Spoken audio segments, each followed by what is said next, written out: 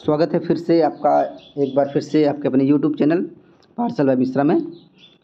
तो Bihar state 2024 physical education question paper ये है पार्ट 1 का जो लिंक है आपको डिस्क्रिप्शन बॉक्स में मिल जाएगा। आप वहां से जाके चेकआउट कर सकते हैं। हमने ऑलरेडी क्वेश्चन नंबर 1 से लेके 50 तक ऑलरेडी करा दिया है पार्ट 1 में। तो आज हम बात करेंगे पार्ट 2 यानी नेक्स्ट 50 क्वेश्चन, यानी आपको जो बिहार स्टेट में एग्ज़ाम जो हुआ था उसमें टोटल पेपर 1 से यानी फिजिकल एजुकेशन 100 क्वेश्चन आए थे, जिसको हम यहाँ पे कवर करेंगे। जैसा कि आप स्क्रीन बोर्ड पर देख पा रहे हैं, हम लेते हैं यहाँ पे first question. What is called blood reservoirs, यानी रक्त का भंडार किसे कहते हैं। इसका जो करेक्ट आंसर है वो है आपका, उसको स्प्लीन बोलते हैं, यानी प्लीहा। नेक्स्ट क्वेश्चन,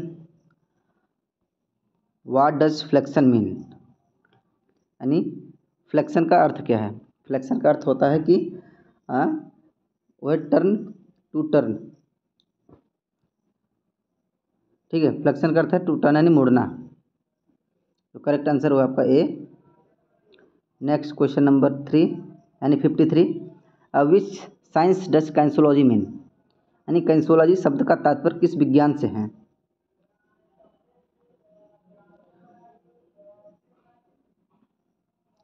इसका जो करेक्ट आंसर है वो है आपका यानी डायनेमिक्स विज्ञान, यानी जिसको बोलते हैं गति विज्ञान,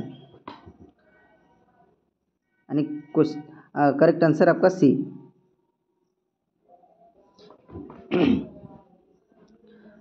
next question 54, what is it is called when during any muscular work the muscular and tension remain, यानी मांसपेशी किसी कार्य के दौरान मांसपेशी घटती है मगर बढ़ती नहीं है और एक तनाव एक सा बना रहता है, तो हम उसको क्या बोलते हैं। उसको बोलते हैं आइसोमेट्रिक, यानी कोई मूवमेंट नहीं होता है। करेक्ट आंसर इज सी, यानी आइसोमेट्रिक।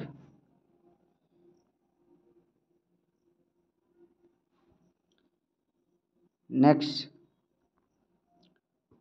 ये सारे आंसर जो दिए गए हैं अभी रिसेंटली आयोग द्वारा दिए गए हैं, जहाँ पे ऑब्जेक्शनेबल रहेगा हम आपको बता देंगे। Next question number 55, what is the Newton first law of motion is called, यानी न्यूटन का जो फर्स्ट लॉ है उसको हम क्या बोलते हैं। उसको बोलते हैं लॉ ऑफ इनर्शिया। ये तो सबको ही पता है। इसका जो करेक्ट आंसर है आपका सी।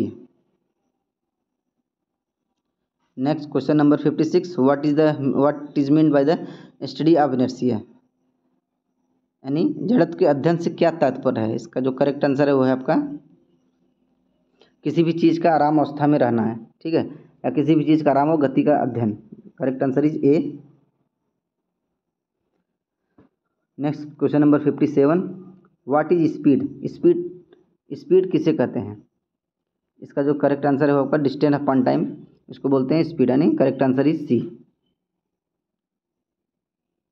डिस्टेंस अपॉन टाइम, यानी दूरी बटा समय। Next question number 58, who is called the father of kinetic science, यानी काइनेटिक साइंस यानी गति विज्ञान के पितामह किसे कहा जाता है। हम उसको अरस्तु को बोलते हैं, नहीं Aristotle. Correct answer is B. Next question number 59, the factor most influence growth, यानी वृद्धि को सर्वाधिक प्रभावित करने वाले घटक कौन सा है। जो करेक्ट आंसर हुआ आपका, इसको बोलते हैं हेरिडिटी, यानी अनुवांशिकता। यानी हेरिडिटी में क्या होता है, जो जीन का ट्रांसफ़र होता है वन जनरेशन से अदर जनरेशन, यानी फादर से सन्स में ये ट्रांसफ़र होता है, ठीक है, हम इसको बोलते हैं heredity. Next question number 60, what effect the process of growth and development most, यानी वृद्धि और विकास की प्रक्रिया सबसे ज़्यादा किसके द्वारा प्रभावित होती है।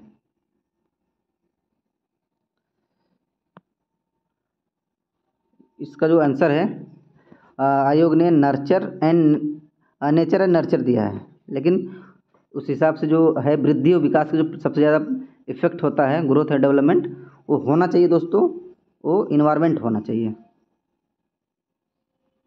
इस पे आप ऑब्जेक्शन कर सकते हैं। नेक्स्ट क्वेश्चन है 61, हु एक्चुअली डिटरमाइन हेरिडिटी, अनुवंशिकता का वास्तविक निर्धारण कौन करता है। ठीक है, अनुवंशिकता वास्तविक निर्धारण, जैसा मैं पहले ही बताया पिछले क्वेश्चंस में, यानी वो जीन से डिसाइड होता है। ठीक है, ये जो करेक्ट आंसर वो आपका जीन है, यानी जो जीन है वो आपका एक जनरेशन दूसरे जनरेशन में ट्रांसफ़र होता है। Next question number 62, what is the combined quantitative name of the male and female, यानी पुरुष एवं स्त्री कोशिकाओं का संयुक्त परिवारिक नाम क्या है? हम उसको बोलते हैं गैमेट्स, यानी गैमेट्स बोलते हैं यानी मेल का स्पर्म और फीमेल का ओवम, इसको मिलता है जब ये मिलते हैं, इसको हम बोलते हैं गैमेट्स बोलते हैं। नेक्स्ट है question number 63, due to the lack of which elements a small child is not able to ride a cycle. ठीक है, नहीं क्वेश्चन है, एक छोटा बच्चा किस तत्व की कमी से साइकिल नहीं चला पाता। ये काफ़ी अच्छा क्वेश्चन है और इस क्वेश्चन में काफ़ी लोगों ने गलत किया हुआ है। ठीक है, यहाँ पे कैंडिडेट ने भी गलत किया हुआ है। इसका जो करेक्ट आंसर आयोग ने माना है वो है मैच्योरिटी, यानी जो बच्चा है, छोटा बच्चा है, वो साइकिल किस कमी की वजह से नहीं चला पाता है, यानी वह परिपक्व नहीं होने कारण, यानी मैच्योरिटी नहीं होने कारण, जिसकी वजह से वो साइकिल नहीं चला पाता। लेकिन यहाँ पे जो कैंडिडेट भाई साहब ने प्रोटीन लगाया है, लेकिन वो गलत है। जो करेक्ट आंसर है आपका मैच्योरिटी आयोग ने माना है, तो हम उसी के साथ जाएंगे। नेक्स्ट है question number 64, from which discipline does psychology originated, यानी मनोविज्ञान की उत्पत्ति किस शास्त्र से हुई है? मनोविज्ञान की किस शास्त्र, ये है आपका करेक्ट आंसर आपका फिलॉसफी, यानी दर्शन शास्त्र से मनोविज्ञान की उत्पत्ति हुई है। इसका जो करेक्ट आंसर है आपका A. Next question number 65, what type of science is psychology, यानी मनोविज्ञान किस प्रकार का विज्ञान है? इसका जो करेक्ट आंसर है वो आपका, उसको बोलते हैं सोशल साइंस, यानी सामाजिक विज्ञान का प्रकार है ये। Correct answer is C. Next question number 66, what is the inappropriate use of foreign substance by an athletes is called. एक खिलाड़ी द्वारा अपने प्रदर्शन में सुधार लाने के लिए गलत तरीके से बाहरी पदार्थों का सेवन करता है, तो उसको हम क्या बोलते हैं? हम उसको बोलते हैं डोपिंग। जो करेक्ट आंसर है वो आपका सी, यानी जिसको हम बोलते हैं doping. Next question number 67, what type are weight lose drugs is called, यानी वेट को कम करने के लिए प्लेयर्स किस ड्रग्स को लेते हैं, यानी अपने भार को कम करने के लिए प्लेयर्स होते क्या करते हैं, किस ड्रग्स का यूज़ करते हैं, उसको बोलते हैं डायरेटिक्स, यानी करेक्ट आंसर हो आपका ए। नाउ 68, व्हेन वाडा इज फॉर्म, यानी जो वाडा का फुल फॉर्म है दोस्तों, वर्ल्ड एंटी डोपिंग एजेंसी। ठीक है, वर्ल्ड एंटी डोपिंग एजेंसी, और ये कब बना था? इसका जो करेक्ट आंसर है ये 1999 बना था। Next question number 69, NADA, where is the headquarter of NADA. ठीक है, वाडा जो है वर्ल्ड लेवल पे देखती है और जो नाडा है नेशनल लेवल पे इंडिया में देखती है ये, जिसका फुल फॉर्म है आपका नेशनल एंटी डोपिंग एजेंसी। ठीक है, और ये इसका जो मुख्यालय कहाँ स्थित है? इसका जो मुख्यालय स्थित है जवाहरलाल नेहरू स्टेडियम, न्यू दिल्ली। इसका जो करेक्ट आंसर है 1। Now 70, whose sample is taken in doping testing, इन डोप टेस्ट में किसका सैंपल लिया जाता है? डोप टेस्ट में आपका दोस्तों ब्लड का भी लिया जाता है, यूरिन का भी लिया जाता है, बट यहाँ पे उसका जो तात्पर्य पूछने का कि सबसे पहले किसका लिया जाता है, तो सबसे पहले लिया जाए, फर्स्ट जो प्रेफरेंस दिया जाता है वो यूरिन का दिया जाता है। जो करेक्ट आंसर आपका urine. Next question number 71, what is the height of balance beam of for woman, यानी बैलेंस जो बीम होता है जिम्नास्टिक खेल में यूज होता है, इसकी ऊंचाई क्या है? इसकी ऊंचाई क्या है पूछ रहा है। इसकी जो ऊंचाई है 1200 mm। Correct answer is C. Now next 72,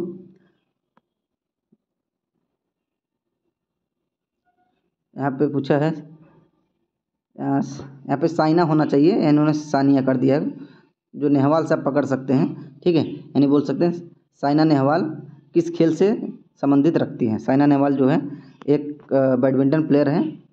correct answer is B.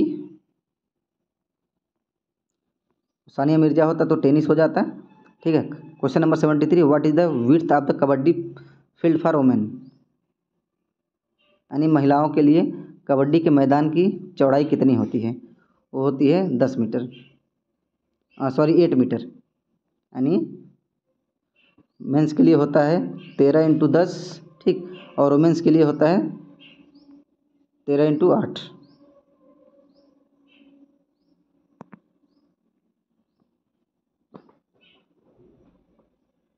Next question, यानी बोल सकते हैं जो चौड़ाई पूछा गया है यहाँ पे 8 मीटर है वुमेन्स के लिए और 10 मीटर होता है मेंस के लिए। Next 74, the importance of entertainment in physical education and sports. शारीरिक शिक्षा के खेलकूद मनोरंजन का महत्व। जो करेक्ट आंसर है आपका उपरोक्त सभी। Next question number 75, rural entertainment activities, यानी जो ग्रामीण मनोरंजन क्रियाएं कौन सी हैं। वो है आपका शॉर्ट गेम भी है, फोक रिलीजियस है सब, यानी जो करेक्ट आंसर है आपका all of this above. 76, what type of entertainment by the game of fish played in educational institution. यानी शिक्षण संस्थाओं में होने वाले गेम किस प्रकार के मनोरंजन है। वो है आपका इंस्टीट्यूशनल एंटरटेनमेंट, यानी संस्थागत मनोरंजन। Correct answer is C. Next 77, what are the standard steps test. Standard step test में आपका आता है वैलिडेटेड लेवल ऑब्जेक्टिव सब आ जाएगा, तो उसको हम बोलते हैं all of the above. Next question number 78, 12 minute running is measured by. ठीक है, यानी 12 मीटर मिनट दौड़ चाल से क्या मापन किया जाता है। ठीक है, तो जो करेक्ट आंसर यहाँ पे दिया गया है टॉलनेस यानी फिटनेस, यानी बोल सकते हैं endurance. Next 79, the instruments to measure obesity, यानी मोटापे मापने का यंत्र कौन सा है। हम उसको बोल सकते हैं स्किन फोल्ड कैलिपर, यानी करेक्ट आंसर इसी है।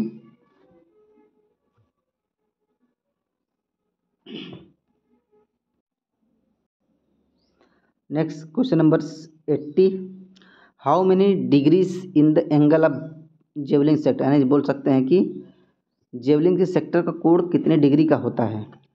जो करेक्ट आंसर है आपका वो होता है 29 डिग्री, यानी 29 डिग्री का होता है। नेक्स्ट है question number 81, what is the height of javelin for women.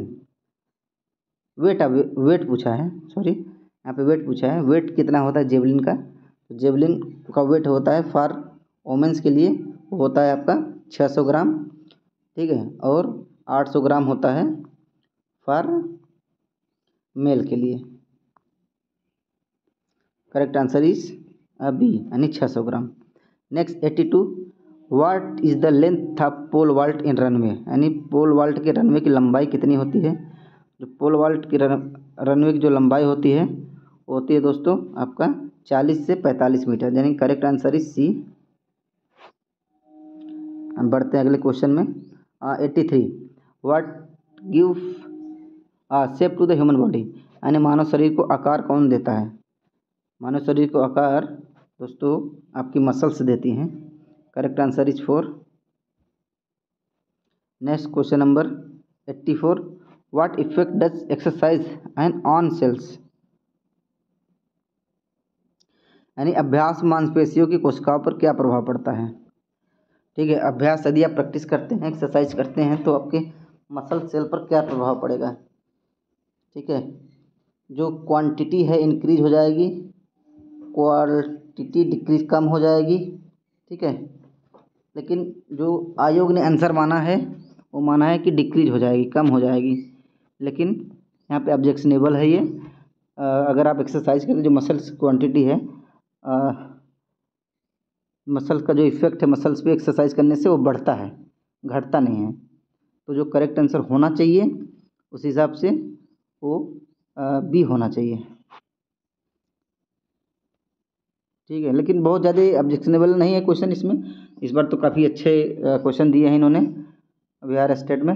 केवल 200-300 में से 2-3 बोल सकते हैं, लेकिन फिर भी अच्छा है, कोई वो नहीं है, लेकिन आप इसमें कर सकते हैं, लेकिन होना तो चाहिए। बात करते हैं नेक्स्ट क्वेश्चन की। 85, how many bones are there in human school?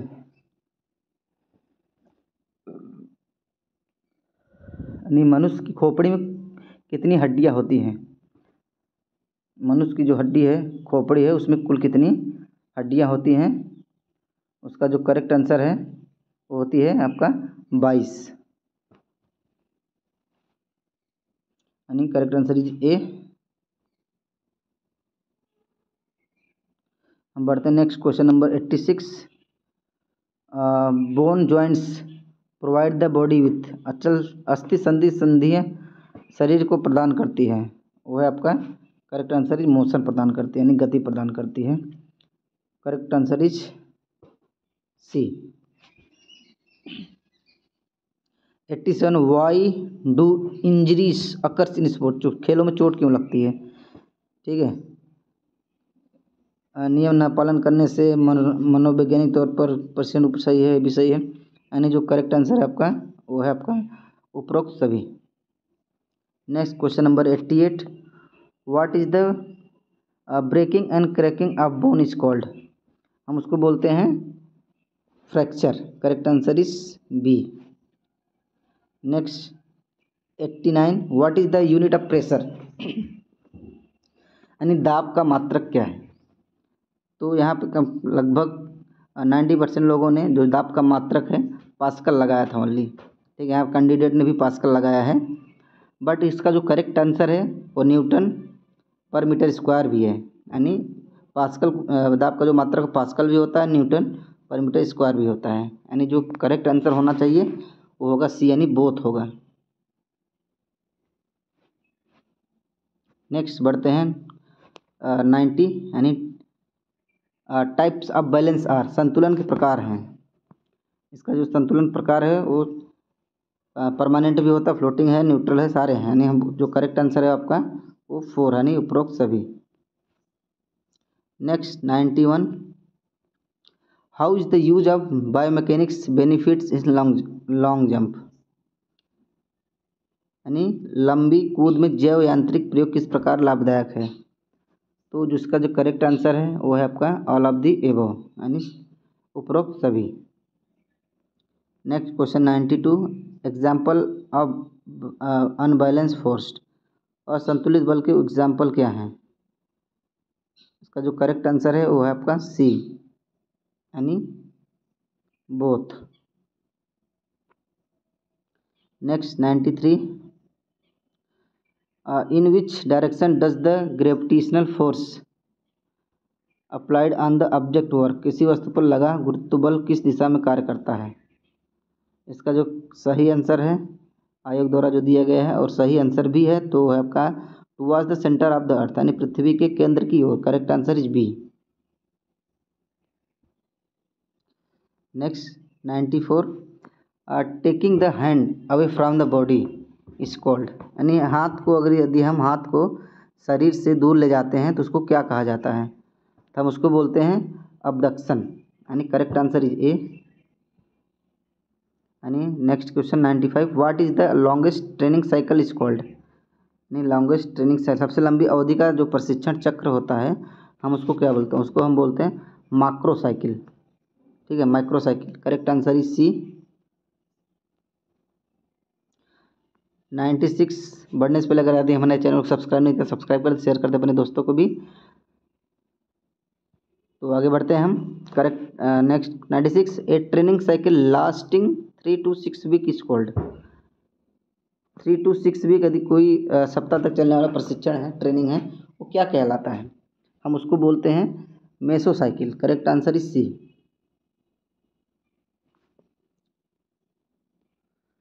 97, the combined mixture of speed and power is called? यानी गति एवं ताकत का जो संतुलन का मिश्रण है उसको क्या कहलाता है? हम उसको बोलते हैं एक्सप्लोसिव पावर, यानी विस्फोटक क्षमता। Correct answer is B. Next है 98, the reduction in muscles length and tension increase is called, यानी तनाव बढ़ने पर मसल्स की लंबाई कम हो जाता है, तो हम उसको क्या बोलते हैं? हम उसको बोलते हैं कंसेंट्रिक कंट्रक्शन, यानी correct answer is C.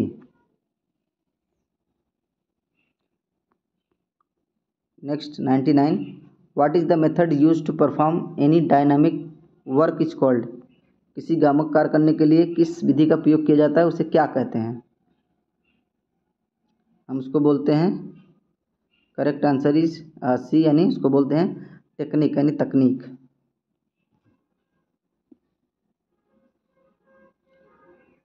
Next question, last question आपके इस बिहार स्टेट 2024 क्वेश्चन पेपर का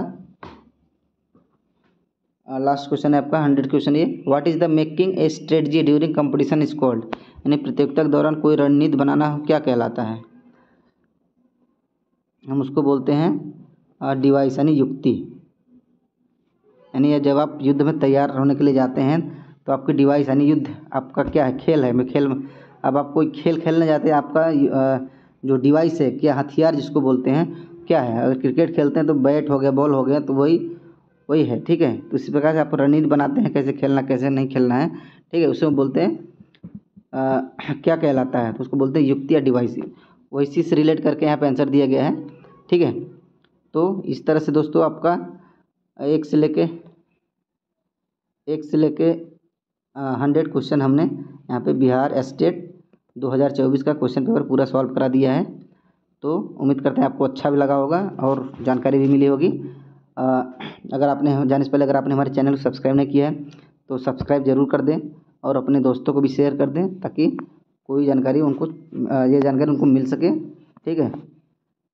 मिलते हैं अगले वीडियो में, पार्ट 2 इसका जो जनरल पार्ट था 50 क्वेश्चन को लेकर आएंगे हम, ठीक है। मिलते हैं अगले वीडियो में, तब तक के लिए धन्यवाद। आपका दिन शुभ हो।